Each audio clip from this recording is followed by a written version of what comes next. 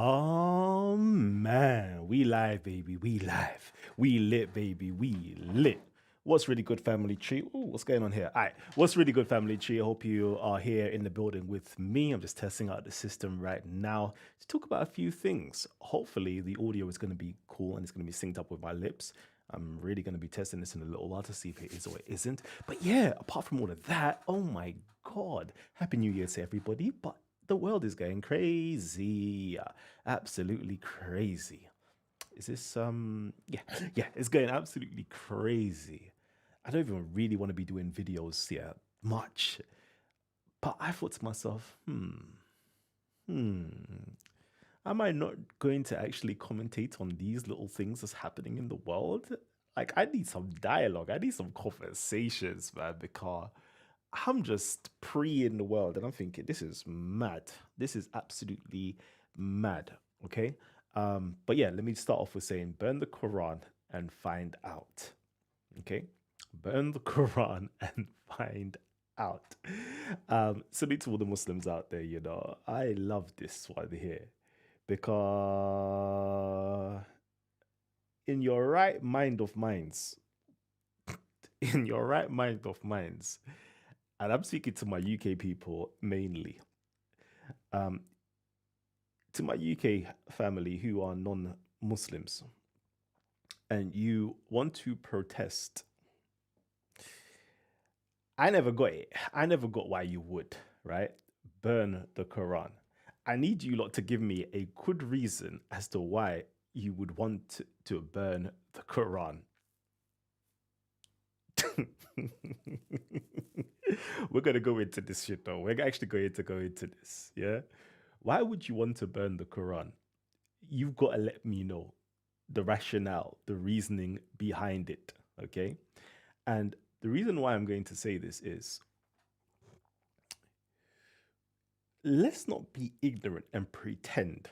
Okay. Because I know like the media would like to sugarcoat everything and tell you that Islam is the religion of peace and like and all the great things, blah blah blah blah blah. But like there's got to be a point that you have to realize, yeah, that there is a good number of people with inside of religion, full stop, right?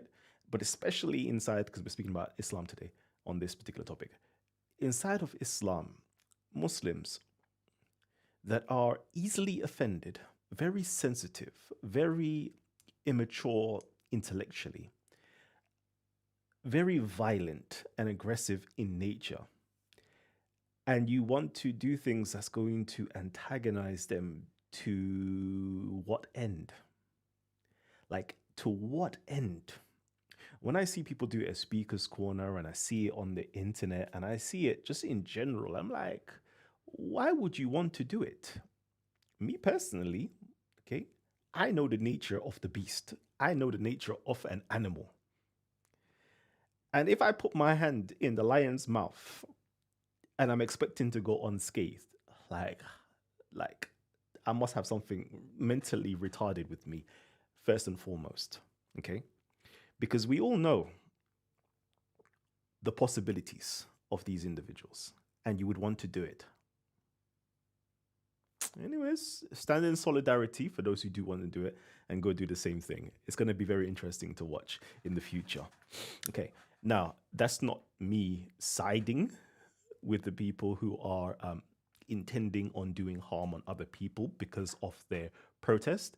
I'm just telling you, just use some brain to realize that these people are completely unhinged and they will do that to you. Okay? Do madness to you. Now, another thing is, I see a lot of people, with this whole Salwan Monica thing. I'm like, wait for the investigation to take place. Everybody is quick, and I'm not saying it's not, but everybody is quick to say he was murdered because of his burning of the Quran. The media has titled him the Quran burner. That's what they've titled him. So therefore, the Quran burner is now being murdered or killed. And we're tying those two things as though those two things are the cause and the effect. Because he burned the Quran in 2003, 2023, I believe, he was now murdered in 2025. Like we're now making that connection. Who knows what the connection is? I've heard that this individual stabbed someone.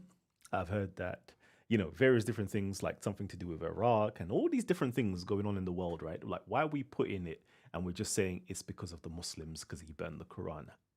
There could be political reasons. There could be, personal reasons. I don't know. Yeah. Like I was reading some media thing. And it seems like it's something to do with the government as well. I'm like, can we not just wait? And I'm seeing everybody doing videos. Yes, yeah, give me donation to protect myself from people. Blah blah blah. I'm like I hate the use of capitalizing on somebody's demise or murder or death in order to profit and further your bank balance. Personally, I don't really like that, but each to their own, to be honest with you. Let's see. Quickly go through. Some people want to invoke harm and maybe death. Yeah. Yes. Yeah. Shouts out to you to Brother Lars. Some people want to invoke harm and maybe death upon themselves, in others around the vicinity. Yes. Like that's for me. That's like me going into like Bloods and Crips. Let's say Bloods and Crips. I don't know nothing about Bloods and Crips, but let's just say Bloods wear red, and then you're now flying the blue Crip flag, and you're doing madness and doing finger gestures. And not to say every Blood would now want to like kill you for it, but you will find somebody in there that is a fanatic who really is about that life that will do something to you. Like it just to me, it's just like use common sense and logic. Hassan Yilmaz says, Torah for toilet paper. Assalamu alaikum wa rahmatullahi barakat to all my fellow brothers and sisters of Islam. Yeah. So, yeah, cool. Let me know if the audio is good as well. So, yeah, there's all of that going on. And I'm like, why would you? But, anyways, but again, being in the UK, being within side of Western ideals, I see why people would want to protest against Islam. And then, but being in a Eastern minded or Asiatic or Arab mindedness, and like being in those countries, I'm like, to me, I'm like, follow the laws of the land, did it? Follow the laws of the land. You could try to change the laws of the land, but follow the laws of the land. And I'm seeing like, the blasphemy laws are slowly creeping back into the UK. People getting arrested for things like this. And I'm like, the moment that it becomes illegal, I'll tell you, please don't do nonsense like that. Don't do it. Don't do it. But as long as it is permissible, then you're in your right to do what you're going to do. But just be aware that there's others around you that's not intellectually advanced as you. That's my own personal 2 pence on that situation. But apart from all of that, I was actually going through some videos, right? And I know this is going to be very controversial because I have controversial views, okay? Because for me, hand on heart, I will always tell you, number one, I think I'm an Afrocentric first. I believe so. I think I am definitely an Afrocentric first.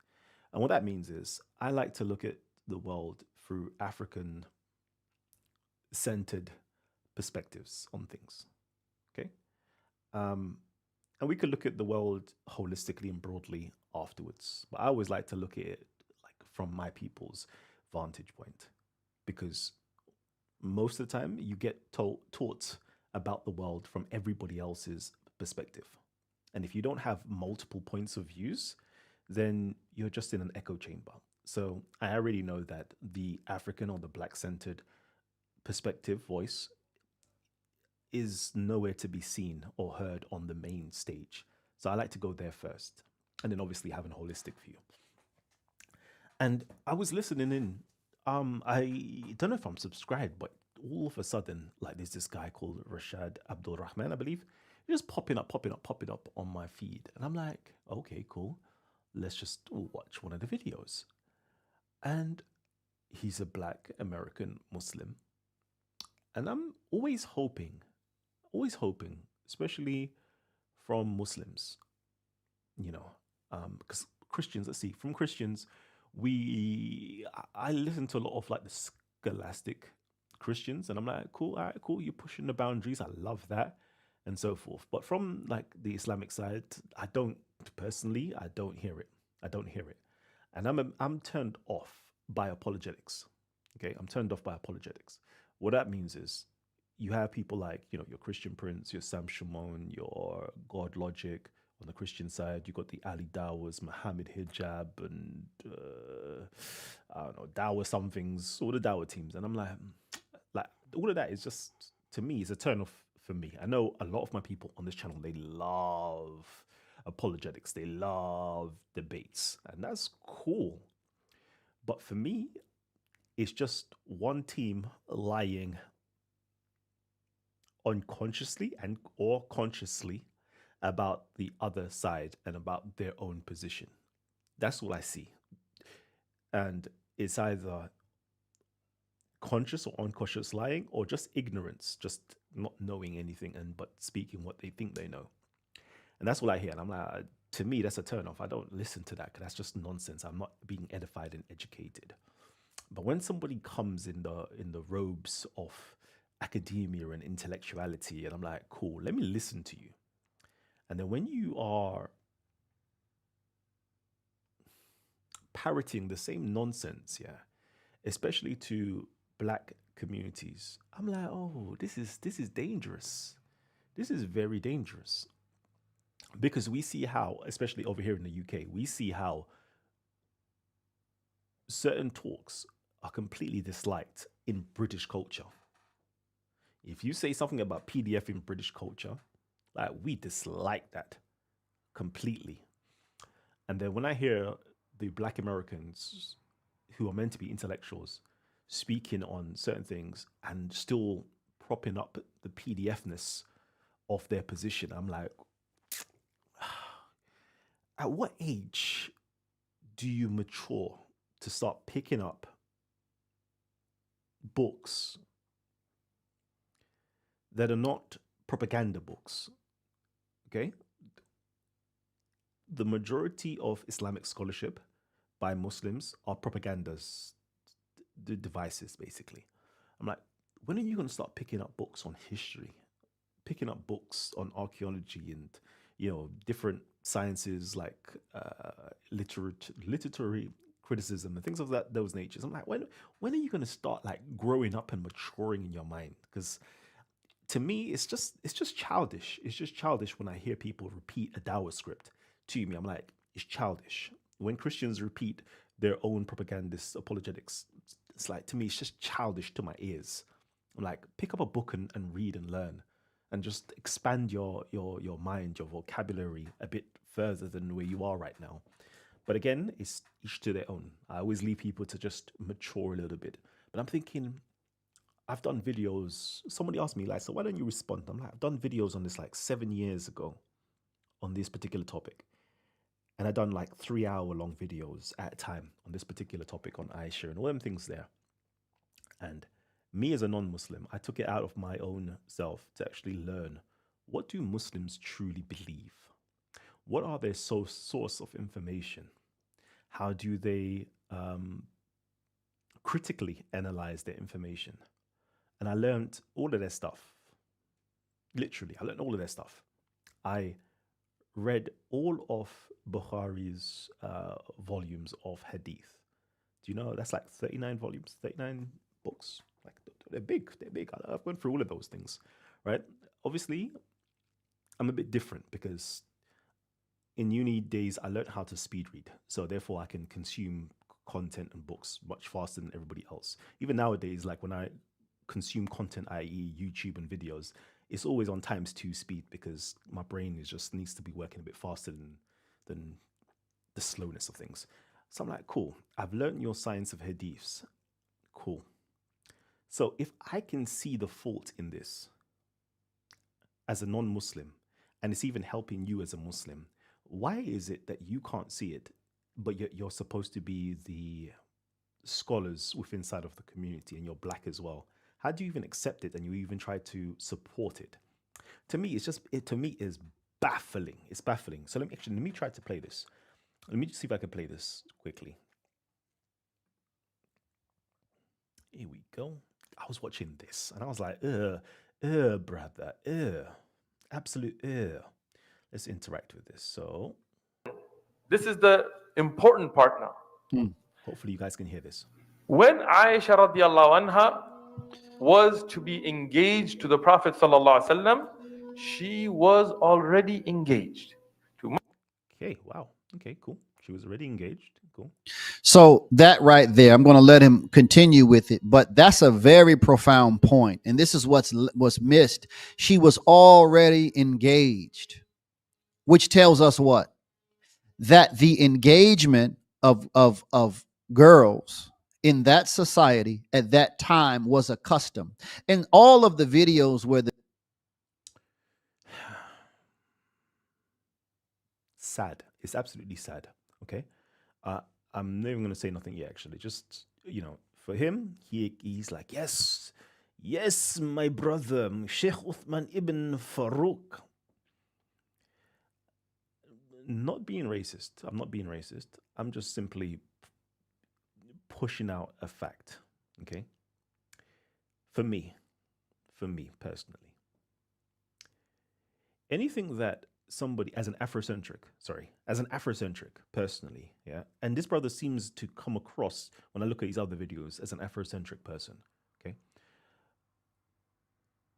When I listen to others, Asiatics, Europeans, etc., speak on a particular topic, my skeptic brain immediately comes on. Okay? Immediately comes on. It comes on anywhere, but it's like it doubly comes on.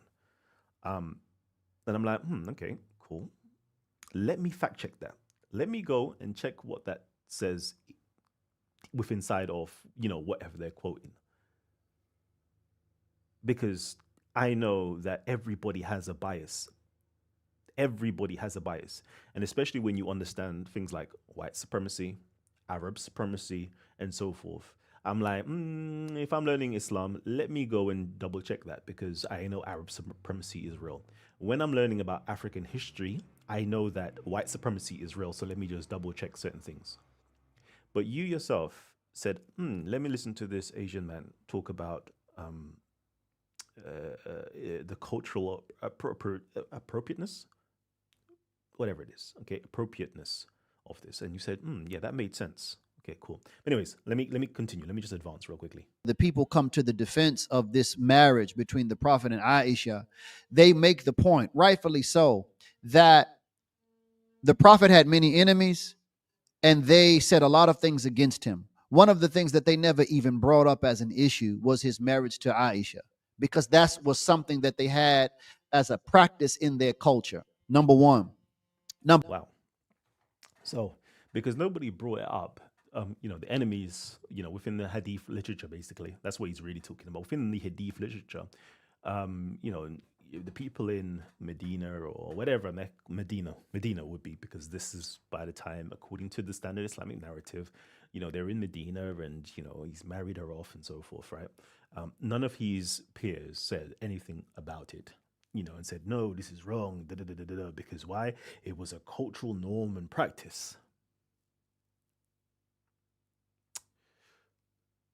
From the time someone says that to me, I'm like, okay, you're saying it. Now provide the evidence if you are truthful. Provide the evidence where this is a cultural norm in Medina. That's number one. Provide the evidence that girls were being married off. Number two. Provide the evidence, like, show us, show us, just show us. Don't just tell us, just show us. And this is why I love, like, on my channel, we do show and tell. Like, provide your sources if you're truthful. That's what we do. But people are just talking, and you're supposed to accept and believe them. It just doesn't make any sense. But two, I'll circle back on that. Even the earliest critics of Islam from the Christian world, they also never put this out as a real issue. This is a very recent, modern criticism of Islam. So right away, we can see where the problem lies. The problem lies in number one, not only a difference of culture, but a sense of cultural superiority. Number one. Number two, this notion of projecting my worldview or the view of reality that I have from my culture onto all places and onto all times, judging them through that lens. And again, he led with the issue of this is not a matter of belief. Like our belief is forever. Our Anyways, I don't care what you say. I will judge. How else are you meant to judge something as being right or wrong? How did you come as so for example, if you are a non-Muslim, how are you supposed to come towards Islam if you're not going to judge what the Quran, Muhammad, your religion teaches, if not based upon your cultural upbringing and understanding of the world? You're going to have to do it like that. It's impossible not to. Everybody has a cultural bias. It's impossible not to. Okay? Now, I want you to show me, like somebody, show me, yeah? This is what I love. Show me the urf, the customs of Medina. Yeah? Show me the customs of Medina where marrying or having sexual relations with someone at that age was the norm. Please. Do you know what's even better? Do you know what's a great sunnah? Show me the age that the Prophet himself allowed his daughters to be married off. Show me the age. What age was Fatima when Ali married her? Show us. If that is the custom, show us. Like that would be the biggest thing if you was to follow, the sunnah, yeah, of Muhammad. Oh, sugar. Did I just bring my table down? Let me bring it back up.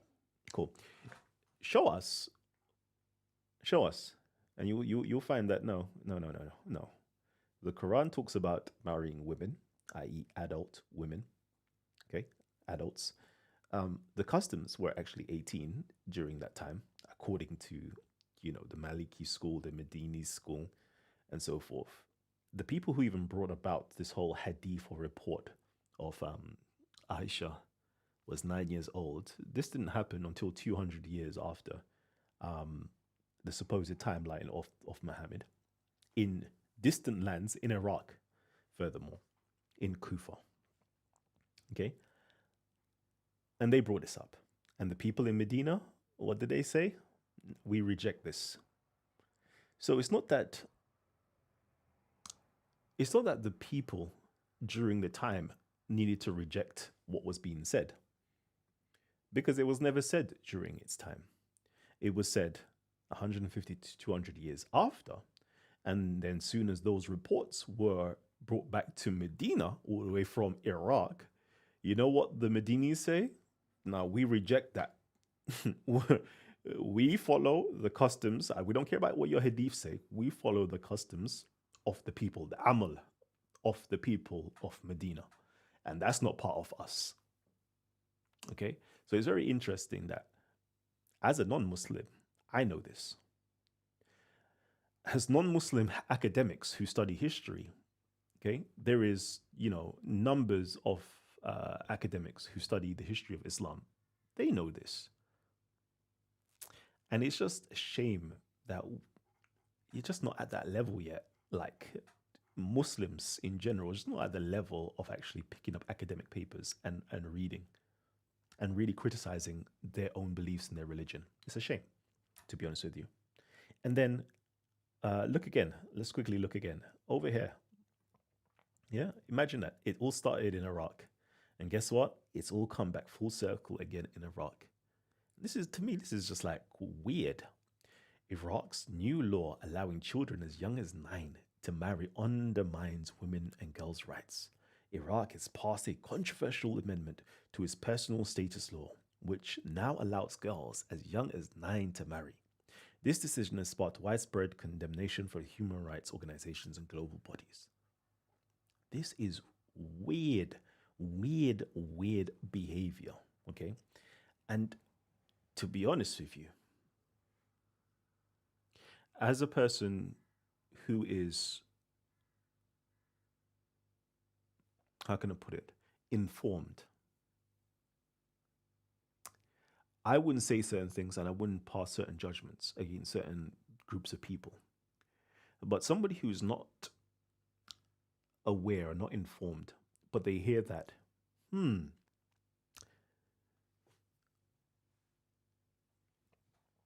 Muslims in Muslim countries sanction PDF, i.e., children as young as 9 years old can marry, and this is especially women, sorry, girls, yeah, because boys is 15, but girls as young as 9 years old can have sexual relations in a marriage with men,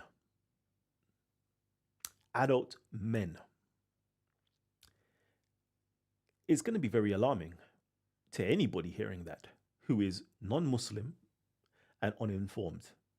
Okay, then they find out, yeah, guess what?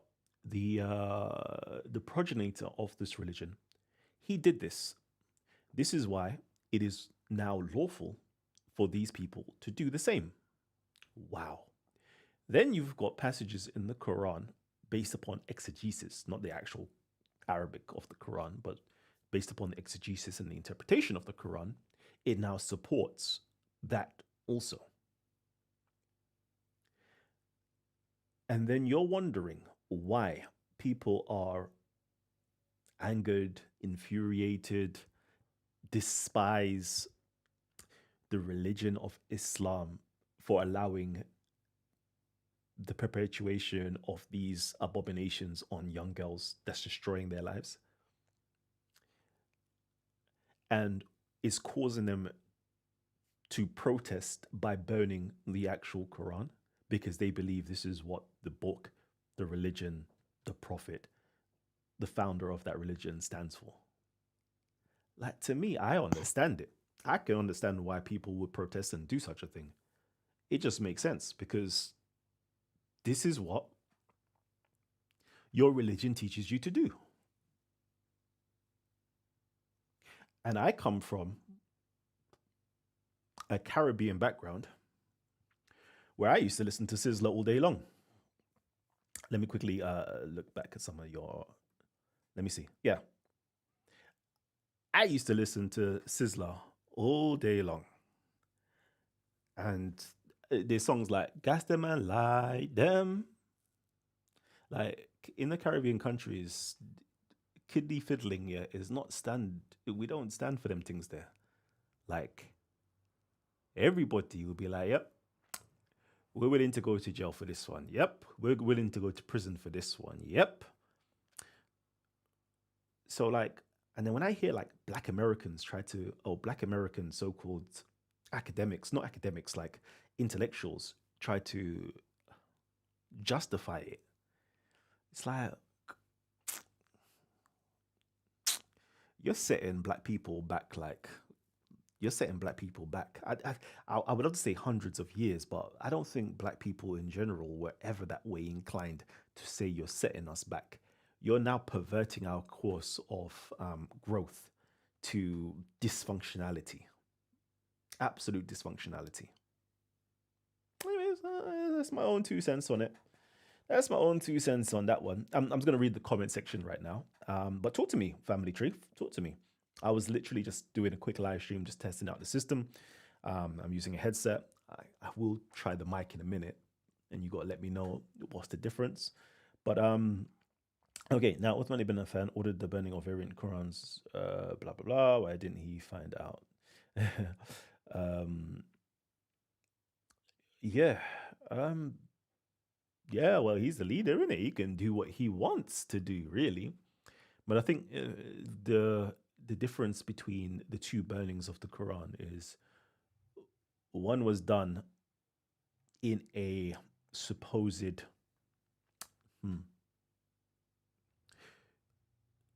positive manner, whereas the other one is done in the form of negative and hatred manner.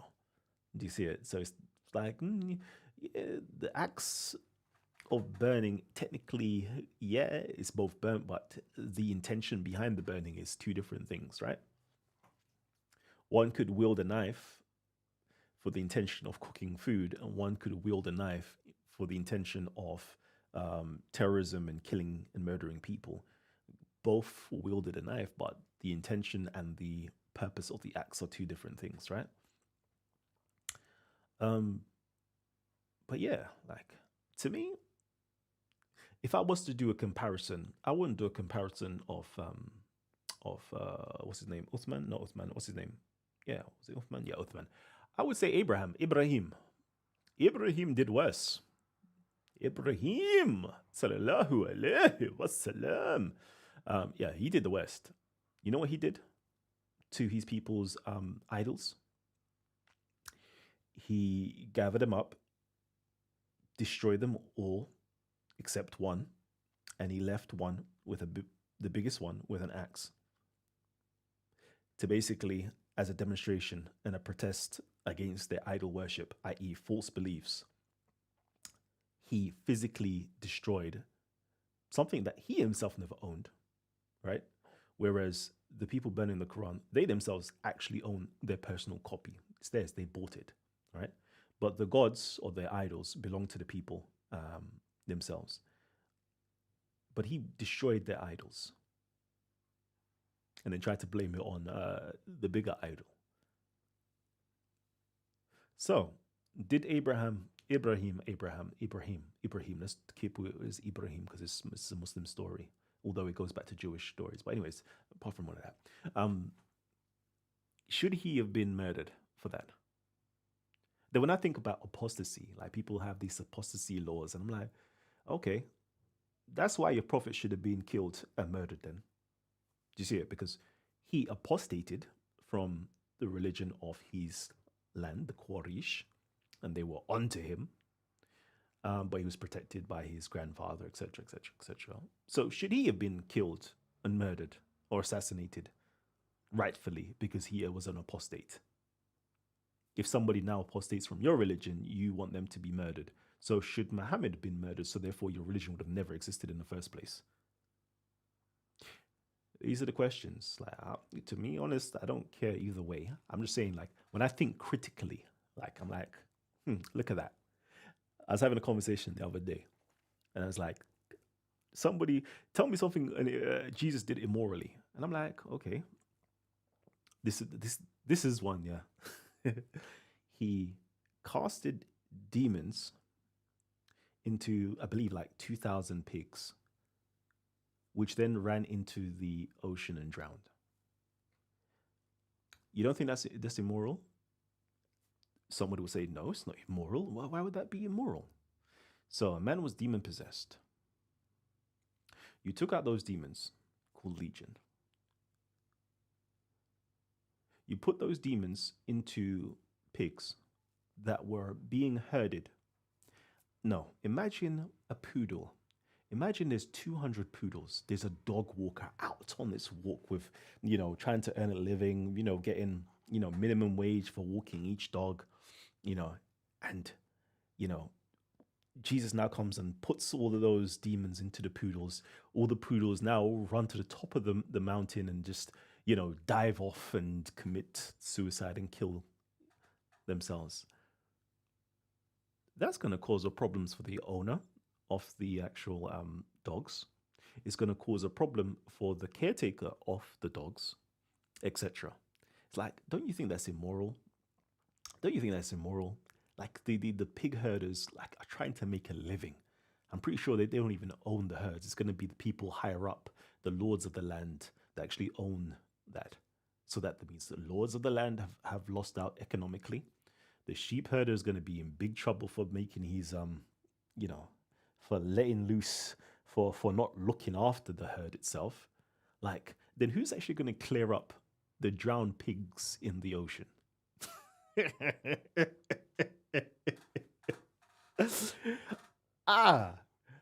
And then as an itinerant preacher, Jesus, you've just done this catastrophe. I don't know how many pigs, 2,000 pigs can feed in terms of that could feed a city, for however long. Like you've caused economic disaster for a particular city, yeah, and you've just gone off like nobody's business.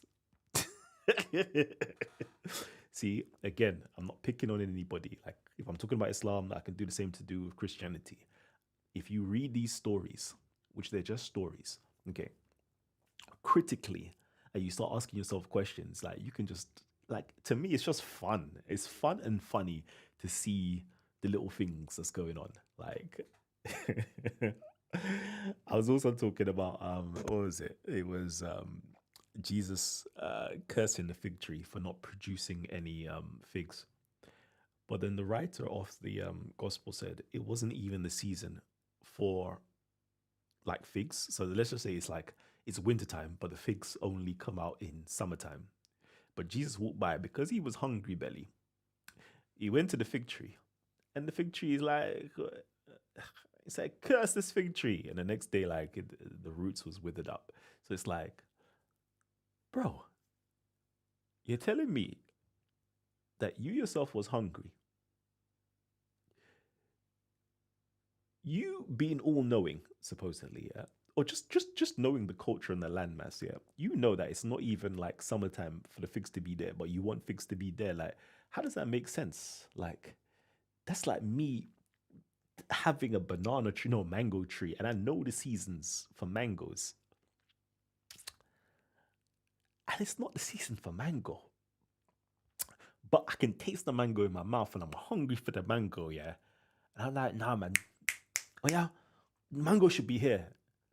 You know what? Since the mango is not here and it is wintertime, burn the whole mango tree. Let me just cut down the whole mango tree, dash it to the side and burn it because there's no mangoes. No, don't find that. Don't find that like suspiciously funny.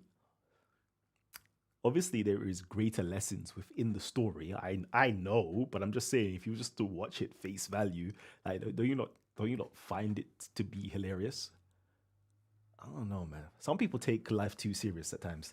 Like, that's why I be here just cracking joke. Like, and every time I was at Speaker's Corner, to me it was just a joke. It was just funny to me. Like, I'm just there laughing, and I'm just catching jokes and just maneuvering around. Like, and you see me, I'm just there like a big kid, like just having the time of my life. Maybe it's my atheistic tendencies, and being an atheist tendency mind. It's just being critically minded, just critically thinking. Yeah, because when I came to Speaker's Corner, I was on that.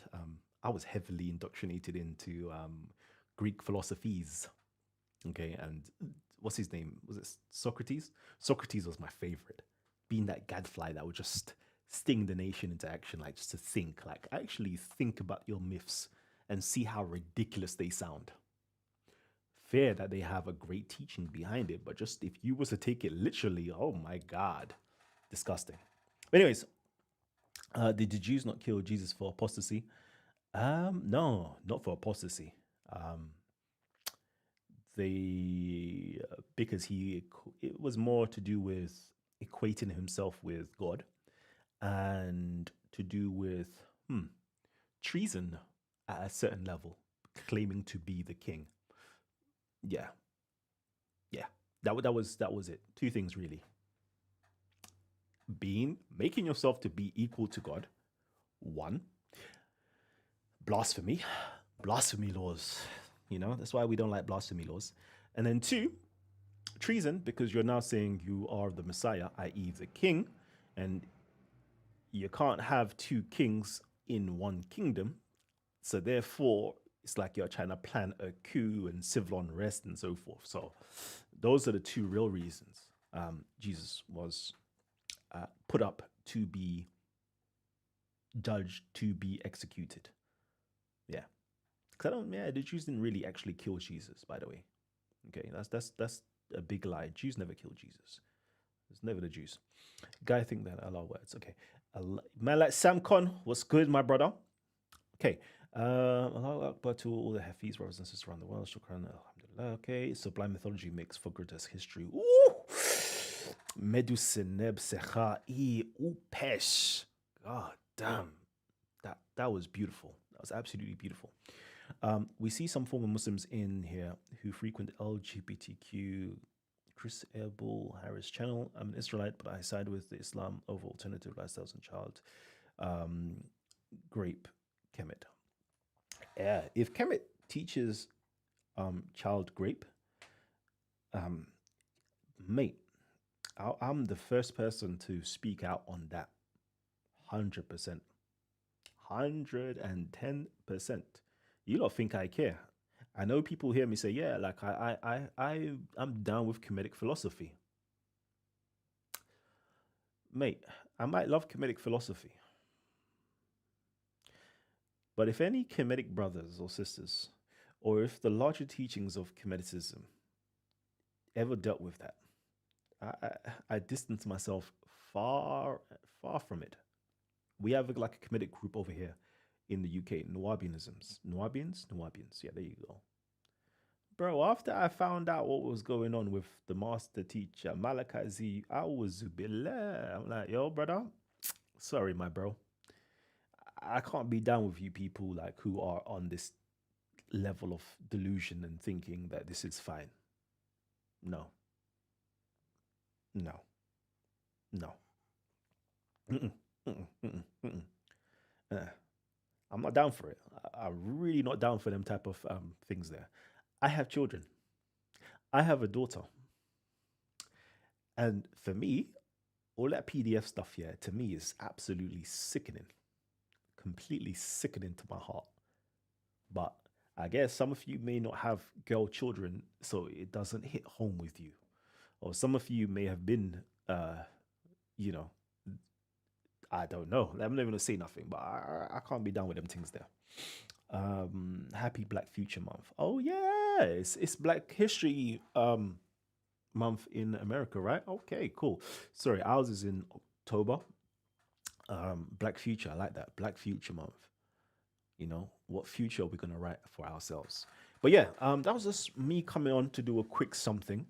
Let me know. Yeah, family, let me know. Is the audio okay on here? I'm just gonna switch mics as well.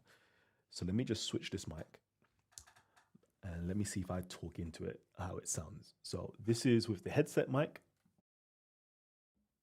And this is with the um, podcast mic. Let me just have a look to see. This is with the podcast mic. This is with the podcast mic. Let me know how that sounds, okay? Does it sound better than the headset mic? So back to the headset mic, and this is how the headset mic sounds. Talk to me. Talk to me, family. You may not remember me, but I remember you, Judah.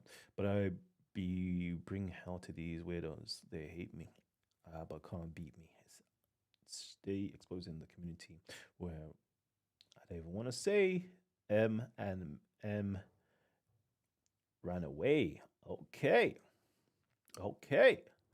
Certain people ran away. They're calling out certain names. All right. Okay. So the podcast mic sounds good. Yeah. Okay. I'll put the podcast mic. So which one do you prefer? The podcast mic or the headset mic? So back to the podcast mic. And this is how the podcast mic sounds. Let me know which one you guys prefer. Podcast over headset. Let me know. Let me circle back to headset because I got more maneuverability. And this is back to the headset.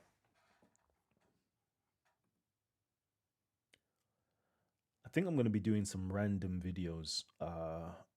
Yeah, I'm going to be doing some random videos. I always want to do like my Talk with the Titan videos and things like that.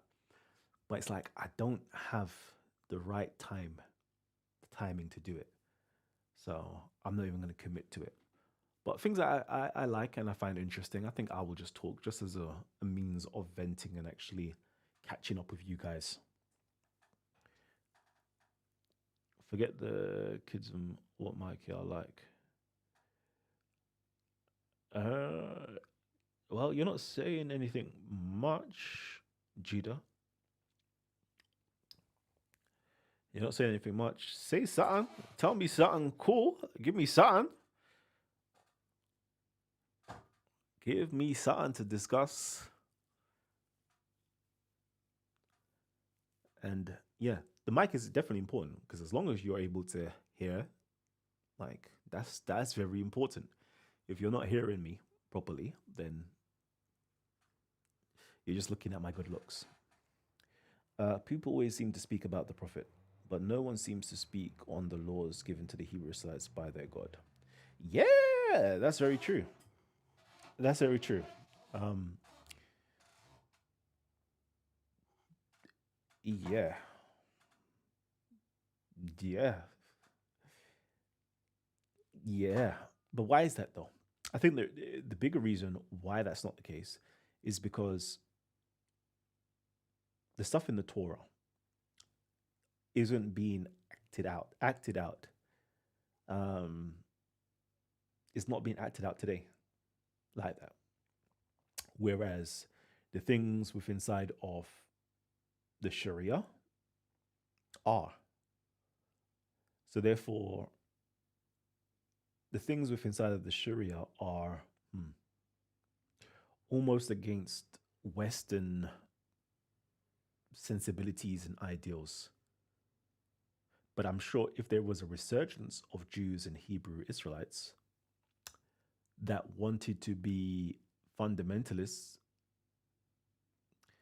and bring back certain things, such as stoning and cutting off hands and limbs, and you know, uh, you know, committing genocide or whatever the case is that's written within inside of the Old Testament, then I'm pretty sure Westerners will start talking about it. But because it's not prevalent, it's not current, it's not happening, who cares? You know, that's what it is. Who cares? And that's why I'm like, when I see most people arguing and it's like, Callum, why don't you come in and discuss this? I'm like, bro, who cares? Like, for me, no, not who cares as in the wider public. For me, I'm like, listen, I've got a life, I've got a family. I don't care enough to be entertaining this because it's not within inside of my own personal sphere of existence.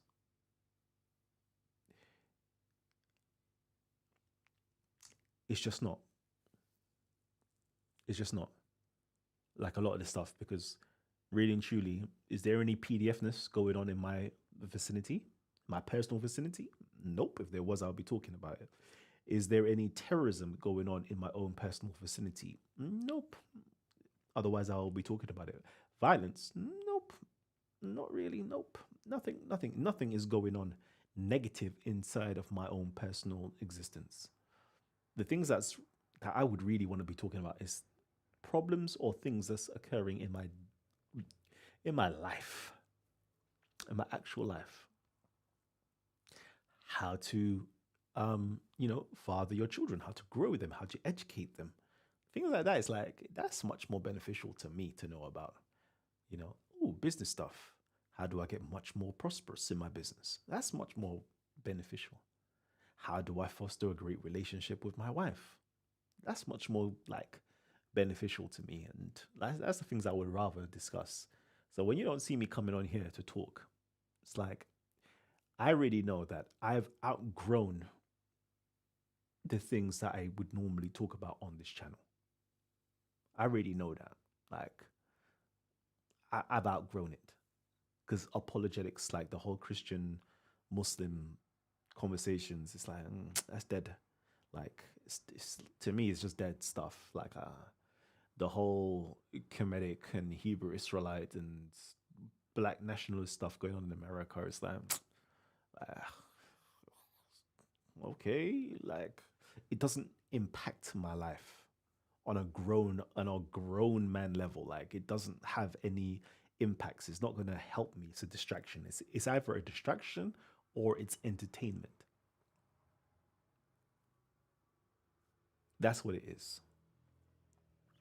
But anyways, let's see.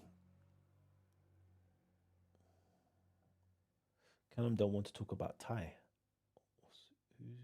Ty? What's going on with Ty? Sorry, I don't even know what's going on with Ty. I haven't seen that brother in a long time. Like Solomonic TV was good. We need more comedic philosophy. Picking up the premier text with no teacher will leave one lost.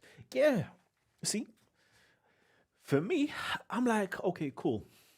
Over here in the UK, yeah, this is why secretly I'm disheartened because over here in the UK, what comedic teacher has actually stood out or stood up?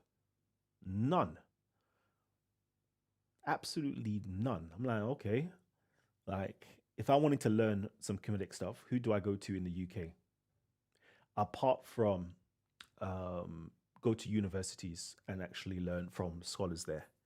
Like, who in the UK can I learn from?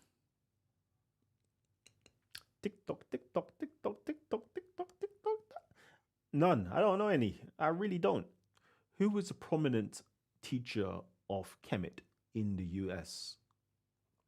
One could say maybe Jabari.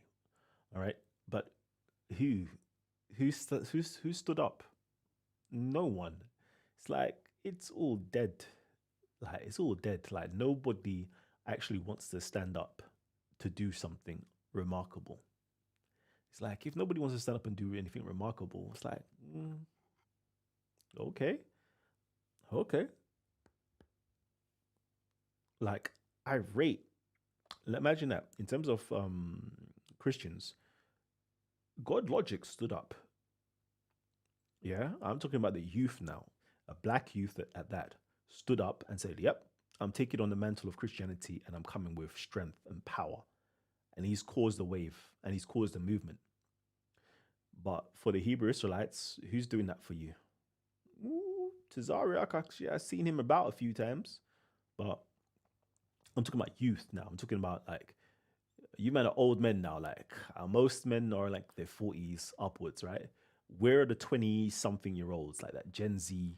Like I want to see those titans. I want to see, that young, fresh, up and coming titans. I want to see them doing something remarkable, and I just don't see it for most of the communities. I'm like,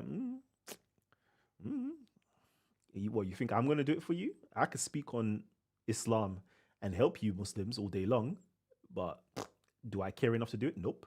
I could do the same thing for Hebrew Israelites, Christianity, Kemet, all sorts, because all of those things I love. I did have a interest and passion for it. If you see the amount of books I've read on each one of those topics, it's like you'll be amazed. You'll be amazed. I think I went through because I read, shouts out to Mortimer Adler. Uh, Mortimer Adler, another person who's taught me how to read books. He's an old school author, and he tells you to read everything chronologically. So with Christianity, you know what I did? I think I went on a website to figure out what are the earliest literatures of Christianity. So you will find like the letters and then the tomes and all these things and like the early church fathers. And I read all of that, like 300 years of that. And these books are big as well. Like they're big. But it's like I never had a chance to actually go into that because nobody is talking Christianity on that level. It's like, do you know how much stuff is just stored there that is just going to waste? Same with Jewish stuff as well, like Jewish philosophies and my Philo book. You've seen it a few times. Like I love that. And then Maimonides, and you got the Zohar and all of these things. I'm like, but nobody. I would love to discuss these things, but it's just like it's pointless because nobody's like so niche. Nobody's actually interested in these things. Anyways, what's good? Okay.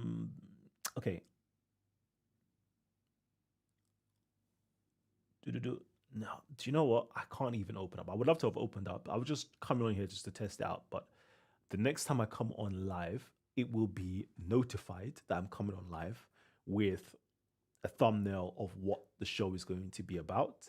And then it will be on StreamYard. So I'll definitely be inviting you guys to come on and to discuss. Okay. But today I'm just like, this is a quick throwaway just to test to see if the headphones is good or if I should be using the mic and is my lip synced with what's going on, is the scenes that I built, i.e. one for showing a video on YouTube, one for showing a browser, one for just me being seen. Like I was just testing out the system, to be honest, and then I thought, okay, let me just talk about what I've seen recently, and that was it. Okay. Reggie, maybe again. No, I'm talking about young bloods. I know you're talking about young blood. Are you going to open up? Okay. Yep. No, you're you. Malaka is your PDF. Shaka Ahmos PDF. Jabari, no kids, wife left, and loves Kamal Harris. Oh, his wife left. I didn't know that. PDF, Sonnet, PDF, bro. Stop. Is it? Okay, I can definitely say the first one is correct. Shaka Akmos. I don't know. You have to provide evidence for that one. I don't know about that. And then if he or his wife loves Kamal Harris. No, what's wrong with that? Sanel, I don't know. Like, what is there anything? Like, you're saying these things, but like, I don't. Again, I've been out of the loop. So like, show and proof. Like, give us an instance. Like, say for example, Shaka Ahmos was caught doing X, Y, and Z with a 15-year-old. Blah blah blah. Cool. Then I'd be like, yeah, PDF man, stuck for a law, man. Gas them and light them, you know. But I don't see that. For example, Brother Polite, we saw that there was a court case, you know, blah blah blah. Like, we don't rep that. You've been cancelled. Like, we're not about that life. So like, I don't mind. We can discuss these if there is any proof of the accusations. Otherwise, it's just slander. Peace and blessings, man. Like Riggs, no one is interested in this. They're making money. Yeah, there you go. We're all out here just making money, man. We're all out here making money. I'll be real with you. I think at that time in my life, I think I had made a lot of money already. And I think I could have, I was just on my vibes of just not having to physically, I was always working, but I didn't have to physically go and work. So therefore, I had time to just enjoy and entertain myself and educate myself and educate my audience. But now it's like, if you pay me, if you want my time, you're going to have to pay for my time. If you want my time, you have to pay for my time. Simple as. Them ways. Because otherwise, it's like if I know I'm going to make £1,000 today, £1,000 tomorrow, for example, or £500 the next day, but yet you want me in my normal day-to-day life, but yet you want me to come spend 3 hours to talk about certain issues or topics, and you want me to sacrifice me making £500 to £1,000 to come on here to do it for absolutely free, using up my resources, my energy, my own money to fund certain things, and you want me to do that and there's no compensation for it, I'm okay, you know. I'm okay. I got a family to feed. I'd rather like make money than come on here and actually just talk. To me, it just makes more sense, right? It just makes more sense. Back then, it's like,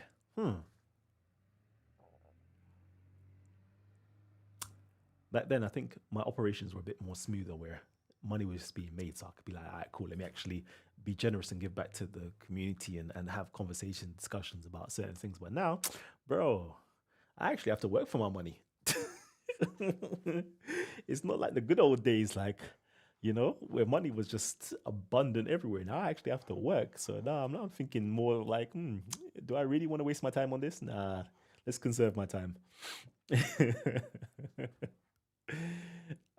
We had free time back then, especially through COVID. Yeah, no, I had free time before COVID. Ah, nah, COVID was a monster, man. COVID was a monster. COVID was a monster, especially if you're an entrepreneur. Yeah, you know, COVID. I think COVID at that time, I think I got wiped out during COVID because all money making operations completely ceased. And then you've got expenses going out every single month. And you're like, and that's business expense plus your own like personal living expense. and then all your, capital and your savings are just being eaten up because you have to pay out every single month. You have to pay out. That eat me up still. I can't even lie. Oh. Um. Yeah. Okay. Cool. So, anyways, let me think. Yeah, I'll have something lined up soon anyway for you guys. I'm going to be going in a minute, but let me think. What have I been working on lately? Nothing. But in terms of where was I before? I think I was talking about the African. Oh, that was it. I think I was no. I did create a PowerPoint presentation. PowerPoint presentation because I love history. I absolutely love history, and one of the, especially being at speaker school and stuff, like it's got me interested. I've been interested in the topic of Islam, right? And for me, I'm learning history. I'm like, I don't understand, number one, why Afrocentrics don't pick this up, okay? And I don't understand why Christians don't pick this up. Because when I look at, no offense, okay, because I'm not, when I look at proto Islam, okay, let me do a separation.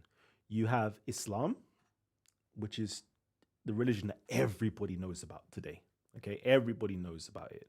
It's your Sunnis, your Shias, your this, your that. It's the whole Hadith, it's all of that stuff. Yeah, yeah, all of that.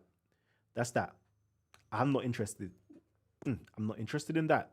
I'm interested in proto-Islam, that which came before the construction of the religion of Islam, which is the source materials used to create what we know as the religion of Islam.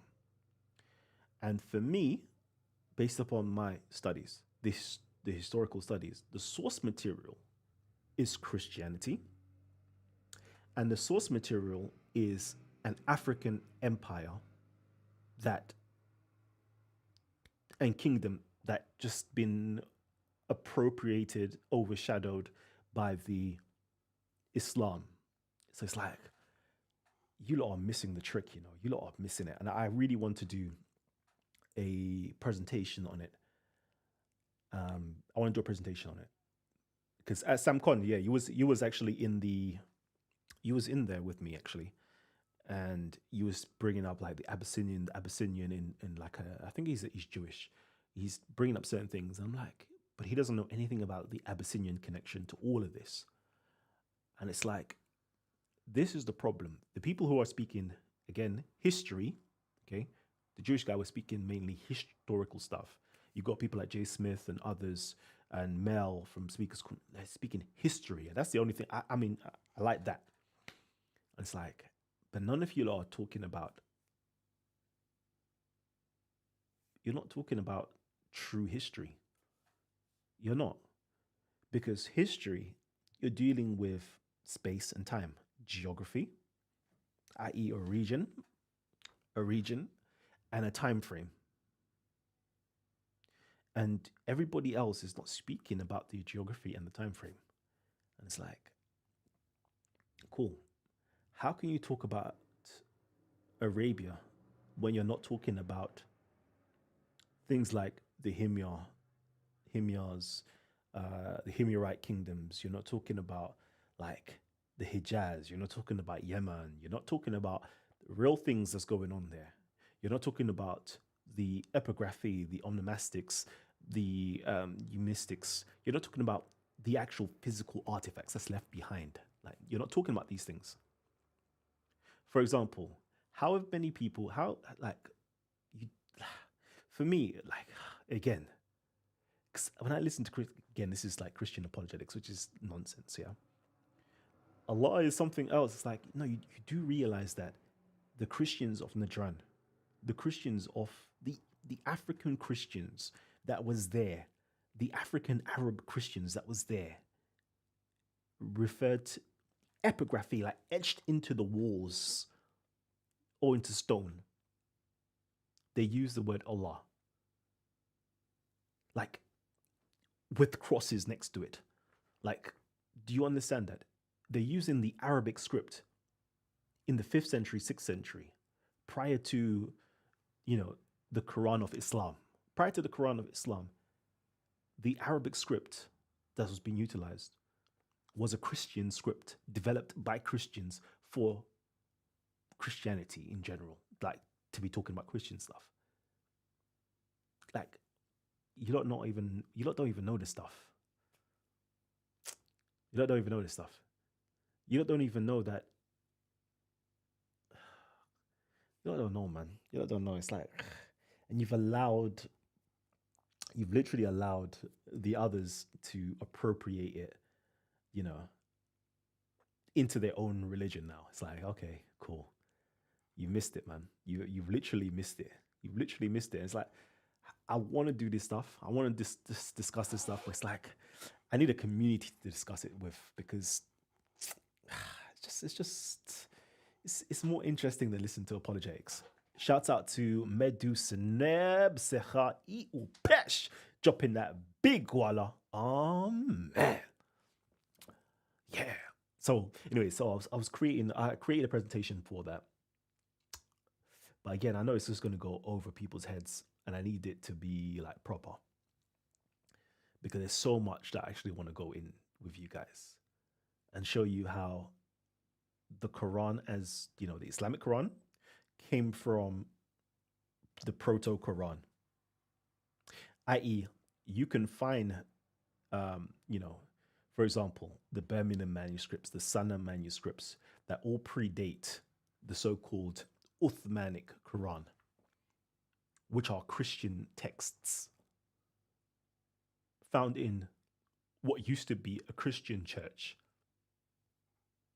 It's like, if you just looked at that as a source material in history, artifact in history, like, you just say, okay, it's Christian material. But because it's been taken over and it's been, this text plus other texts have been combined together, and it's now formulated as a religious text, and it's now been passed on as the name as the Quran of Islam, you now think it belongs to something else. It doesn't. It's all. I just wish that we actually just start maturing and actually learning history in life, I just wish. And then when you learn about Abraha, like Abraha was the man, He was the one who really created what we think Islam is today. It was him. It was all him. But again, you know what's happened? Within inside of the Islamic literature, Abraha has been left out. And you know what's happened? They'll tell you the Negus. And the Negus is just a title. It's just like saying the king. That's what Negus means. It's the king. The full title is Negus wa Nagasht, okay? Or Negus Nagasht, which is basically the king of kings. So you've learned about in Islam the Negus, who was the one who aided the Muslims and so forth. What was the Negus's name?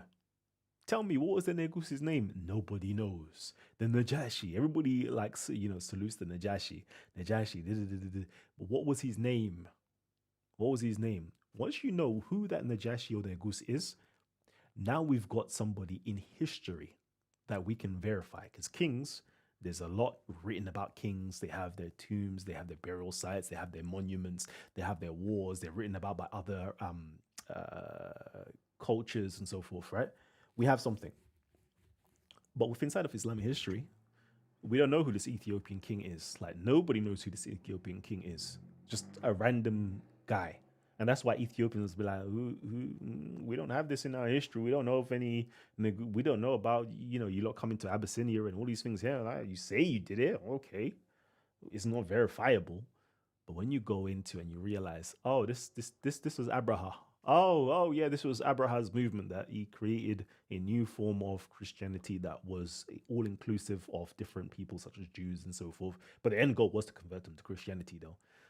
And he did all of this stuff, and, he destroyed, certain things, and everything that's written about within inside of Islamic history that was supposedly done by Muhammad and his followers, yeah, that was done 50 years prior by Abraham and his followers. Like, when are we going to get to that level? When are we going to get to that level? To me, it's just baffling.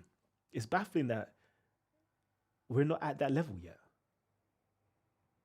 To me, it's baffling. And all of these people who claim to be historians, like, so you're telling me with inside of Islamic history, they tell you that there was already a prophet called Muhammad who was a Christian that was operating under Abraham that went to Mecca and did all the things that Muhammad of Islam did 50 years prior. But yeah, you don't put two and two together to realize that, hold on,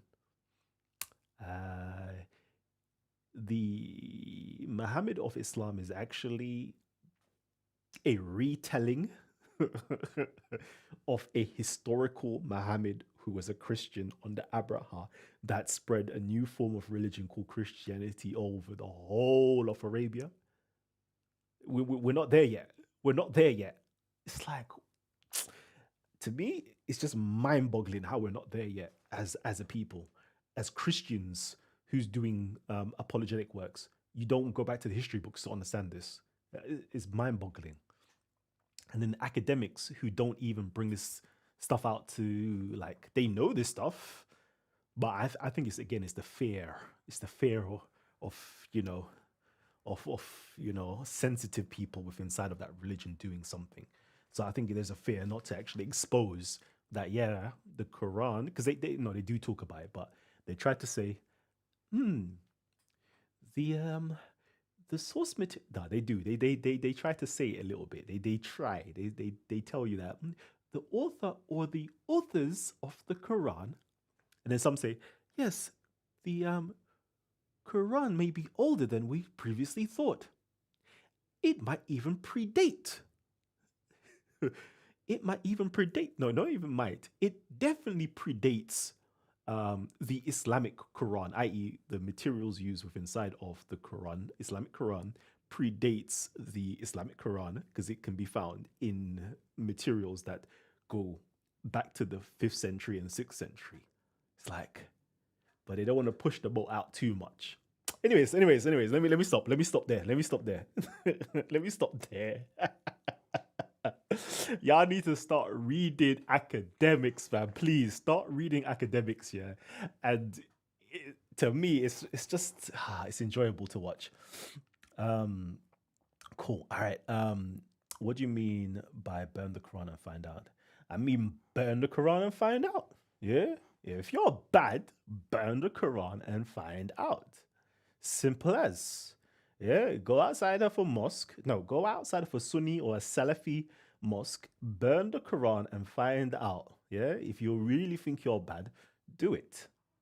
Okay. Because I'm not telling you to do that. That's a nonsense. I will never tell you to do such a thing. And the reason why I'll never tell you to do such a thing, because we understand. We understand. We understand what's written inside of the Hadith literature. We understand the mind frame of certain radical Muslims. So to do that is, play stupid games, win stupid prizes. It's just that simple. Okay? And I think you as a Muslim, you yourself know that. Shia Muslims themselves who've been subjected to suppression and oppression by the majority know for sure that if they say certain things out in public, yeah, their life is on the line. Because that's the nature of the beast. Again, I'm not supporting the idea to do off either side. I'm just telling you, F around and you'll find out.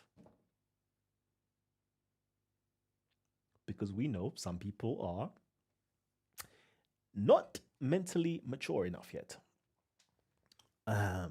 Let's celebrate 10th super on a live stream. Yeah, let's go. The 10th super on the live stream goes out to Medusa Nebsecha I Upesh.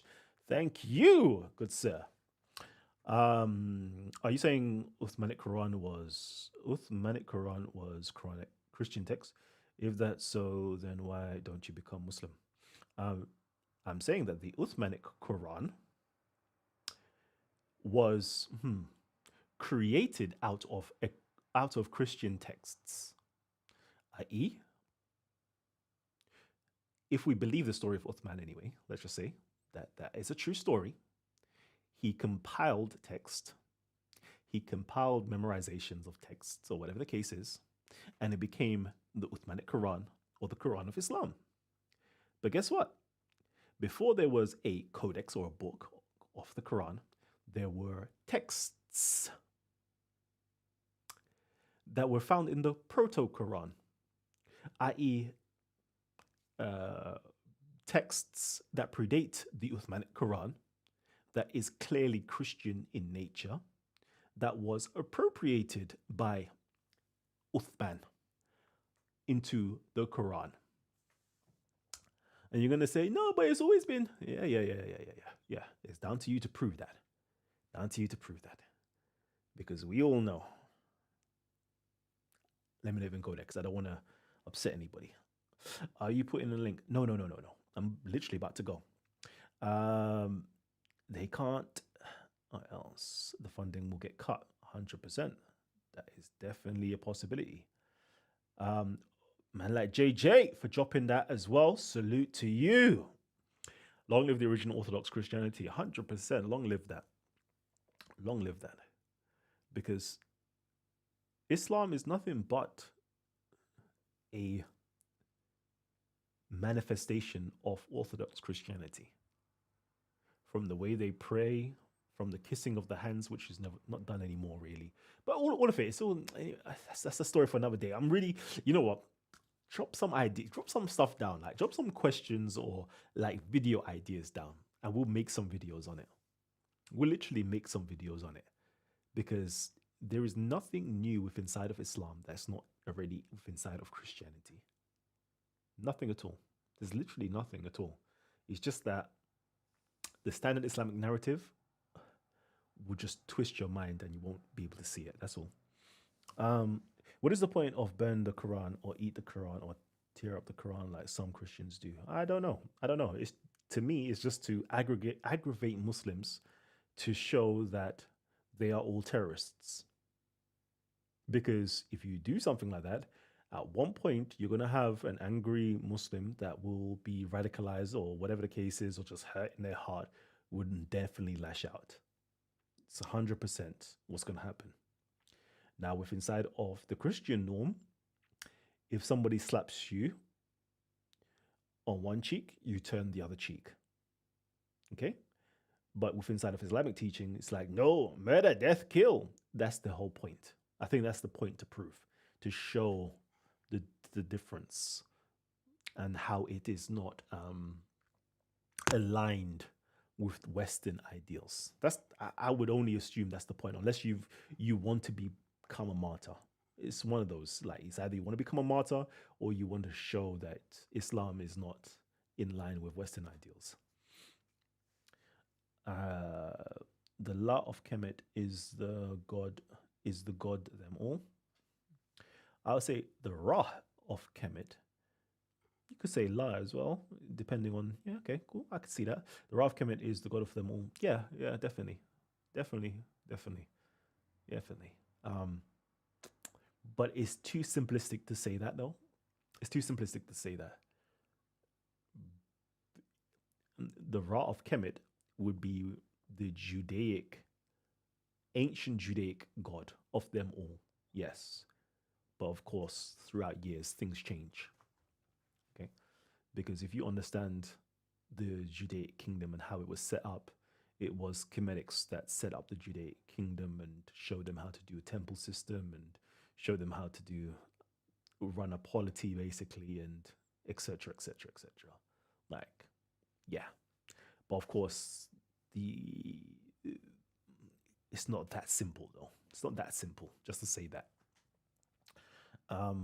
We need more information on the Proto-Quran. Do they think it has more info on the percentage of the Quran that's not understandable?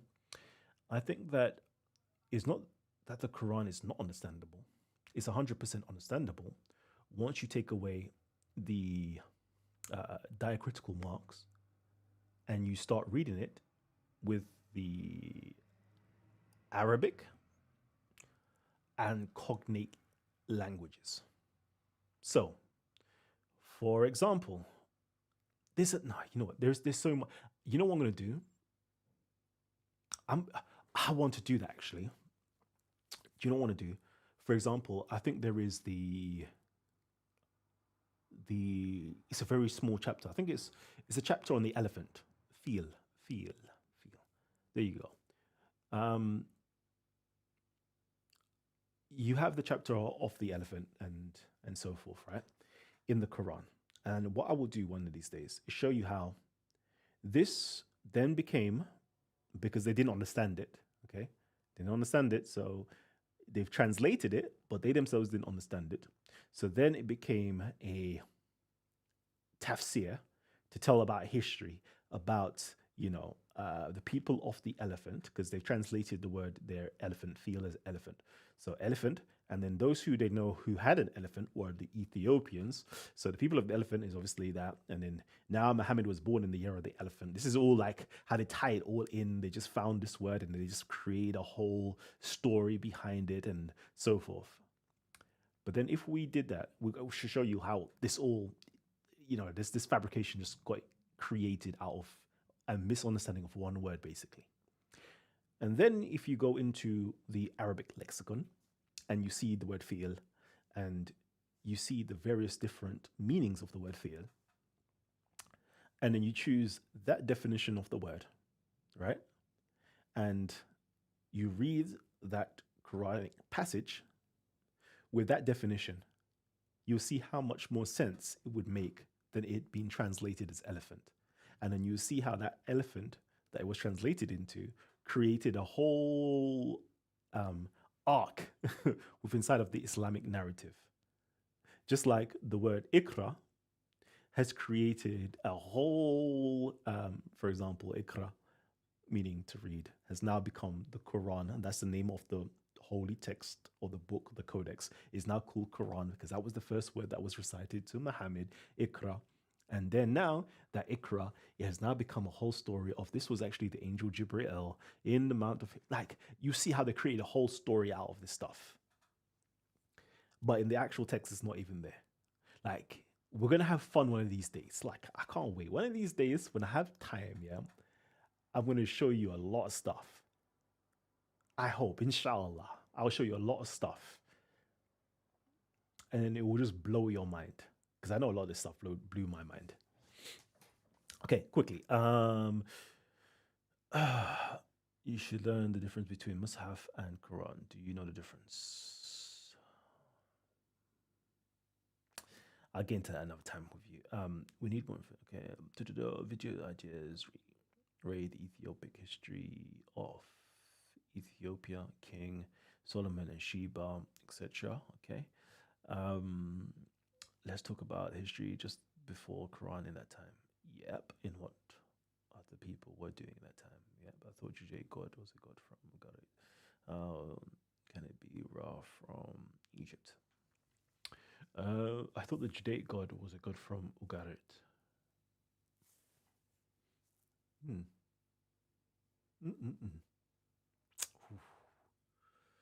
Ooh. Ooh. Okay, JJ. I like that. Do you know what I'm going to do? This is how I'm going to help you with this one, yeah? I want you to find the oldest artifacts in archaeology dealing with Judaism. And it should take you roughly around the 9th century BCE with Hezekiah and all those different people there. And then I want you to look on the numismatics, i.e., you'll find like coins and stuff like that. And you will see on the iconography the portrayal of their deity. And then you will see that iconography is the same portrayal as the Egyptian deity, Ra. That's how I'm going to help you. You will see other artifacts and you'll see it's just littered with Egyptianness. Literally. You'll see it. You'll see it. Like, again, people, if you really want to learn something, go to archaeology, because men lie, women lie. You know, this is say numbers don't lie, but you know what else don't lie? Artifacts, like things of that time and era, that doesn't lie. Look how they portray their deity and so forth. You just see it, and then you'll see why I tell you it's raw, but it's too simplistic to say that though. Okay, so if there's any pushbacks from you, I understand it because that was a very simplistic thing to say, but you'll see it if you go into it. Please do your homework. Look the difference between Musaf and the Quran, and you will know you can't burn the Quran. Yeah, I hear you. I hear you. I definitely know there's difference between Mus'haf and Quran, and we could even go even further and say that the Quran is on the how do I say that in English? The eternal tablets in heaven, you know. So technically, it's inscribed in the eternal tablets, but then technically, it's even ephemerical. It's even like ephemeral, meaning it's the word of God, basically. So you can't technically burn the word of God and all that stuff. Yeah. We can do the gymnastics. We can say, yeah, you burned the mushaf. So then you're gonna have to tell the Muslim world, don't worry about these infidels burning the mushaf of the Quran, because they're not even burning the Quran. In fact, they're burning an English translation of the Quran. So the mushaf that they have is not even the mushaf of the Quran. It's a translation of the Quran in English or Norwegian or Swedish or whatever the case is. So therefore, there's no need to attack them because it's not the Quran in the first place. You can do that. You can do that. Okay, cool. Anyways, family tree. It's time for me to have my Sunday dinner. I love you guys. I thank you guys for your love and your support. I do promise that I will be doing a show again soon. This time will be more planned out. I will have a thumbnail for you, and I will have a StreamYard link at the end of it so you guys can come in and discuss what you would like us to discuss. I will look at the comments right now to see, but again, please leave your comments down below on the shows that you want us to do. And when I have my free time, 100%, I swear to you, I will be doing these shows for you guys. Okay? Thank you. Quickly read out these comments before I do go. Me and you spoke in the past about the difference between Musaf and Quran, but seems you didn't learn in the past. It has nothing to do with translation or Arabic. Okay. Okay. Like, you have a Musaf made of suhuf at pages. Yeah, that's stuff that's written down. Literally, let's just say, right here, this could be a Mus'haf of, I could literally write the Quran. Let's start off with Surah Al-Fatiha. I could then go into Surah Al-Baqarah. Then I can go into, all the other surahs, all the way down to Surah Al-Nasr, Surah Al-Ikhlas, I don't know, whatever it is, right? I can do all that first, and then this will be called a Mus'haf, of the Quran. Okay, this is the Mus'haf. Each page is a suhuf or sahif. Yeah, okay, cool. Is that the Quran? No, it's not the Quran. The Quran is the words of God. Okay, and then we can even have in mythological land, or not mythological land, what's it called? In ethereal land, in heaven somewhere, we have the tablets with the written Quran. Yeah. I understand. But if you're going to say something else, then I don't understand, and clearly I don't. But the actual backstory of the deity was that it was from a deity from Ugarit. There is a whole backstory from the relationship between Yahweh and Baal, Dagon, etc. Yahweh was a war god. Yeah, he was a storm. No, yes, he was a war god that became a storm god. Or was it the same? I can't remember. War god or storm god. And then afterwards, he morphs. Like, again, this is the technicality that I didn't want to go into with you. Yeah. Because now we're going to go into how it morphed from being like a war god or a storm god or weather god, and then it becoming like a king god, and then transforming it again to now being not just to a specific locale or location or a specific people. Then it got again transformed into like a god over the whole universe type of vibe. Um, yeah. These are the technicalities that you are 100% right on. And what I said was just a quick blanket, and there is much more depth to it than just that. 100%. But yeah, family tree. I am about to sign out now.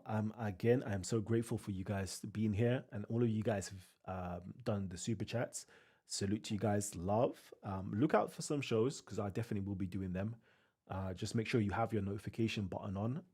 I think I will give at least a day's notice of when a show is. No, a day's notice is too long because, yeah, my schedule might be at least 12 hours notice of when a show will be going live. And I'll have you guys on. Okay. So, yeah, peace and love, and I'll catch you guys on another one. Oh.